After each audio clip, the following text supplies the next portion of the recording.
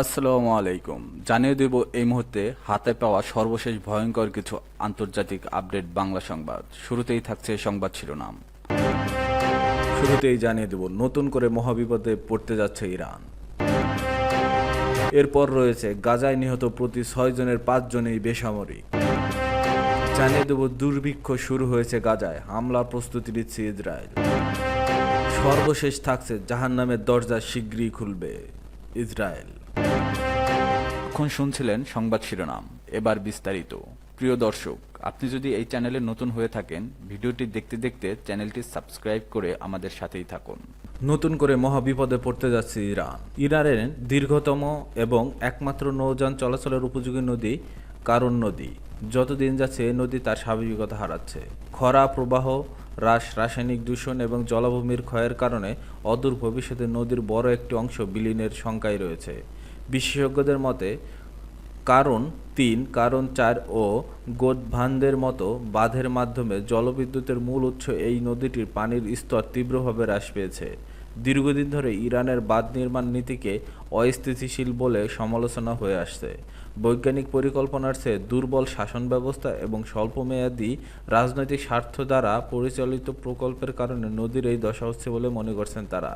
এই নিয়ে ইরান ইন্টারন্যাশনালের এক প্রতিবেদনে জলাভূমির বাস্তুতন্ত্র ব্যবস্থাপনা বিশেষজ্ঞ আলী আর বাহির বক্তব্য তুলে ধরা হয়। বৃহস্পতিবার তিনি সাংবাদিকদের বলেন, নদীটির সংকটে পড়ার সবচেয়ে গুরুত্বপূর্ণ কারণ ও গোদভান্দের মতো বাঁধ নির্মাণ প্রকল্প ইস্পাহান ও ইয়াজদের মতো প্রদেশের ইন্টারবেসিন পানি স্থানান্তর এবং খুজেস্তান, আখ ও ধানের মতো পানি নির্ভর ফসলের চাষ।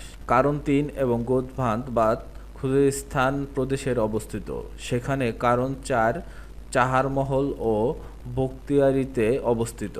আরবাহি উল্লেখ করেন, সাম্প্রতিক বছরগুলোতে কারণ নদীর প্রবাহ প্রতি সেকেন্ডে 100 ঘনমিটারের নিচে নেমে এসেছে, যা একসময় প্রতি সেকেন্ডে 500 থেকে 600 ঘনমিটার ছিল। পানি সংকট ও বায়ু দূষণ। খুজেস্তান আখ চাষের একটি প্রধান কেন্দ্র।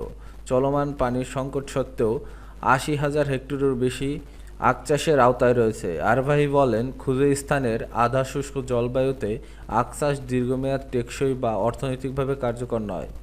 কারণ অববাহিকার বৃহত্তম পরিকল্পনামূলক ভুলগুলোর মধ্যে এটি একটি, যা সীমিত পানি সম্পদের উপর চরম চাপ সৃষ্টি করছে। ইরানের মধ্যে একটি প্রদেশটি সর্বোচ্চ বায়ু দূষণের মাত্রাও শিকার। বৃহস্পতিবার ইরানের এয়ার কোয়ালিটি মনিটরিং সিস্টেম খুজেস্তানের একাধিক শহরে অস্বাস্থ্যকর অবস্থার রেকর্ড রয়েছে।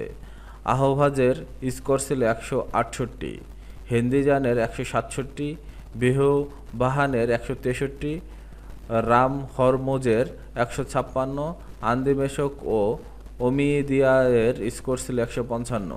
গাজায় নিহত প্রতি 6 জনের 5 জনই বেসামরিক। ইসরায়েলি সেনাবাহিনীর নিজস্ব গোয়েন্দা তথ্য জানাচ্ছে, গাজায় ইসরায়েলের সামরিক অভিযানে নিহত ফিলিস্তিনিদের প্রতি 6 জনের মধ্যে 5 জনই বেসামরিক নাগরিক। ইসরায়েলের 972 ম্যাগাজিন এর হিব্রু ভাষায় সহযোগী প্রকাশনা লোকাল কাল ও প্রভাবশালী ব্রিটিশ পত্রিকা দ্য গার্ডিয়ানের এক যৌথ অনুসন্ধান প্রতিবেদনের তথ্য উঠে এসেছে। প্রতিবেদনে বলা হয়, এবছর মে মাস পর্যন্ত ইসরায়েলি সেনাবাহিনীর গোপন গোয়েন্দা তথ্যভাণ্ডার নাম পরিচয়সহ 8,900 জন হামাস ও ফিলিস্তিনি ইসলামিক জিহাদ যোদ্ধাকে নিহত বা সম্ভাব্য নিহত হিসেবে তালিকাভুক্ত করা হয়। ওই সময় গাজার স্বাস্থ্য মন্ত্রণালয়ের হিসাব অনুযায়ী ইসরায়েলের হামলায় নিহত ফিলিস্তিনির সংখ্যা ছিল প্রায় 53,000।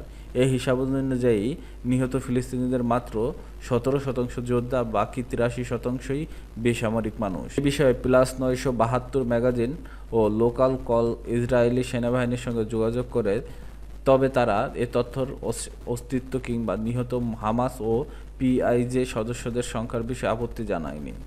পরে দ্য গার্ডিয়ানের একই বিষয়ে প্রশ্ন করলে ইসরায়েলি সেনাবাহিনীর একজন মুখপাত্র বলেন, প্রতিবেদনে যে সংখ্যাগুলো উল্লেখ করা হয় তা সঠিক নয়, তবে কোন তথ্য ভুল তা স্পষ্ট করেননি তিনি। শুধু বলেছে, সংখ্যাগুলো সেনাবাহিনীর সিস্টেমে থাকা তথ্যের প্রতিফলন নয়। নিহত ফিলিস্তিনি হিসাব। ইসরায়েলি তথ্যভাণ্ডারে মোট 47,653 জন ফিলিস্তিনির নাম রয়েছে। তাদের হামাস ও পিআইজের সক্রিয় সদস্য হিসেবে চিহ্নিত করেছে ইসরায়েলি গোয়েন্দারা। গাজা থেকে উদ্ধার করা হামাস ও পিআইজের অভ্যন্তরীণ নথির ভিত্তিতে তারা এ তালিকা তৈরি করেছেন। তবে এসব দ্য গার্ডিয়ান, প্লাস 972 ম্যাগাজিন বা লোকাল কল দেখতে বা যাচাই করতে পারেনি। তালিকায় 34,973 জন হামাস সদস্য ও 12,702 জন পিআইজে সদস্যের নাম রয়েছে। এর মধ্যে নিহত হিসেবে ধরা হয়েছে 8,900 জনকে। নিশ্চিতভাবে নিহত হয়েছে 7,330 জন, আর 1,570 জনকে ধরা হয়েছে সম্ভাব্য নিহত হিসেবে। দুর্ভিক্ষ শুরু হয়েছে গাজায়, হামলার প্রস্তুতি নিচ্ছে ইসরায়েল। অবরুদ্ধ ফিলিস্তিনের ভূখণ্ড গাজা উপত্যকায় দুর্ভিক্ষ শুরু হয়েছে বলে নিশ্চিত করেছে জাতিসংঘের বৈশ্বিক ক্ষুধা এবং খাদ্য নিরাপত্তা বিষয়ক সংস্থা আইপিসি। এরই মধ্যে আবার হামলার প্রস্তুতি নিচ্ছে ইসরায়েল। কাতার ভিত্তিক সংবাদ মাধ্যম আল জাজিরার প্রতিবেদনে খবর জানানো হয়। শুক্রবার আইপিসি জানিয়েছে গাজার গভর্নরেটের মানুষ খাদ্যের অভাবে ভুগছে। এর আওতায় রয়েছে গাজা শহর এবং আশপাশের এলাকা।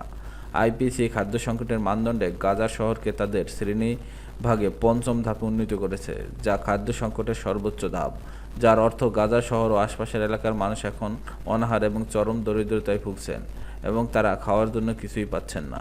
গাজার পাশাপাশি দেইর আল বালা এবং খান ইউনুস শহরেও খাদ্য পরিস্থিতি দ্রুত অবনতির দিকে যাচ্ছে। আইপিসি সতর্ক করেছে, সেপ্টেম্বরের শেষের দিকে এই দুইটি শহরে দুর্ভিক্ষ শুরু হতে পারে। সেক্ষেত্রে গাজা জুড়ে প্রায় 5 লাখেরও বেশি মানুষ সরাসরি দুর্ভিক্ষের কবলে পড়বেন। এছাড়া গাজার মোট জনসংখ্যা 54% বা 10,07,000 মানুষ আইপিসি ধাপ 4-এ রয়েছে তার খাদ্য জরুরি অবস্থার মধ্যে আছেন। এই মানুষগুলো খেয়ে না খেয়ে দিন কাটাচ্ছে। অপরদিকে 3,96,000 মানুষ ধাপ 3-এ আছেন আর খাদ্য সংকটে পড়ার ঝুঁকির মধ্যে আছে। প্রসঙ্গত, 2023 সালের 7 অক্টোবর থেকে গাজায় বর্বর হামলা শুরু করে ইসরায়েল। এর সঙ্গে সেখানে অবরোধ আরোপ করে খাদ্য সরবরাহ বন্ধ করে দেয় তারা। এর ফলে গাজায় ইতিমধ্যে মানবসৃষ্ট দুর্ভিক্ষ শুরু হয়েছে। গাজা সিটির মানুষ যেখানে না খেয়ে আছে সেখানেই হামলার প্রস্তুতি নিচ্ছে দখলদার ইসরায়েল। তারা হুমকি দিচ্ছে গাজা সিটিকে মাঠের সঙ্গে বসিয়ে দিবে। গাজায় দুর্ভিক্ষ শুরু হওয়ার বিষয়টি এবারই কোনো সংস্থা প্রথমবারের মতো আনুষ্ঠানিকভাবে জানিয়েছে। জাহান্নামের দরজা শিগগিরই খুলবে, জানিয়েছে ইসরায়েল। জাহান্নামের দরজা শিগগিরই খুলবে, এমন মন্তব্য করেছে ইসরায়েলের প্রতিরক্ষা মন্ত্রী ইসরায়েল কাটোস। বেনিয়ামিন নেতানিয়াহুর সরকার গাজা শহর দখলের জন্য আইডিএফের পরিকল্পনা অনুমোদন করেছে, জানিয়েছে তিনি ওই মন্তব্য করেন। প্রতিরক্ষা মন্ত্রী ইসরায়েল কাটোস বলেছেন, সরকার গাজায় হামাসকে পরাজিত করায় আইডিএফের পরিকল্পনা অনুমোদন করেছে। সেনাবাহিনী গাজা শহরে নতুন আক্রমণ চালানোর প্রস্তুতি নিচ্ছে। তিনি বলেন, গাজায় হামাসের খুনি ও ধর্ষকদের জন্য শিগগিরই জাহান্নামের দরজা খুলে যাবে। যতক্ষণ না তারা যুদ্ধ শেষ করার জন্য ইসরায়েলের শর্তাবলীতে সম্মত হয়, ততক্ষণ যুদ্ধ চলবে। প্রধানত সব জিম্মির মুক্তি এবং হামাসকে নিয়ন্ত্রণকরণে ইসরায়েলের লক্ষ্য। কাটোস আরও বলেন, যদি হামাস আত্মসমর্পণ না করে তাহলে গাজা শহরের রাফা ও বেইত হানুনের পরিণত হবে। দুটি শহর ইসরায়েলি বোমাবর্ষণের ধ্বংসস্তূপে পরিণত হয়েছে। সেখানে বসবাসের কোনো পরিস্থিতি নেই। বর্তমানে এক পরিত্যক্ত ভূমিতে পরিণত হয়েছে ওই দুই শহর। প্রসঙ্গত, গাজায় ইসরায়েলের সামরিক অভিযান গিডিয়ন চ্যারিয়টস এখন দ্বিতীয় ধাপে প্রবেশ করেছে। বুধবার 20 আগস্ট ইসরায়েলি সেনাবাহিনীর মুখপাত্র এফি ডেফরিন জানান, ইসরায়েলি বাহিনী গাজা সিটির উপকণ্ঠে প্রবেশ করে নিয়ন্ত্রণ নিয়েছে। ডেফরিন বলেন, সেনাবাহিনীর 99তম ডিভিশন দক্ষিণ পূর্ব গাজার আল জাইতুন এলাকায় অভিযান চালিয়ে একটি হামাস সুড়ঙ্গ উন্মোচন করেছে। পাশাপাশি সেনারা উত্তরাঞ্চলের জাবালিয়ায় অগ্রসর হওয়ার প্রস্তুতি নিচ্ছে। সেখানে আগে থেকেই ভারী বোমাবর্ষণ চলছে। সম্ভাব্য যুদ্ধবিরতি প্রসঙ্গে মুখপাত্র বলেন, চূড়ান্ত সিদ্ধান্ত রাজনৈতিক নেতৃত্বের হাতে। আমরা অভিযানের লক্ষ্য পূরণ করতে প্রস্তুত এবং নির্দেশ পেলেই হামাসকে আরও বড় ক্ষতি করতে পারব।